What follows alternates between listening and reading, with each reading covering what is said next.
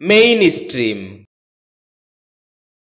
এ শব্দটি বাক্যে নাউন হিসেবে ব্যবহৃত হয়, যার অর্থ হচ্ছে মূলধারা, মূলধারার, প্রধান ধারা, প্রধান প্রবাহ ইত্যাদি।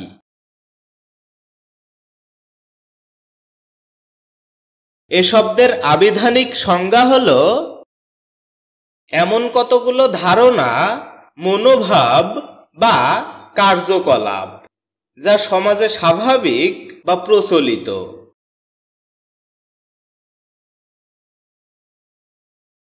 এ শব্দের অ্যান্টোনিমস হিসেবে ব্যবহৃত হয় আনকনভেনশনাল ওয়ার্ডটি।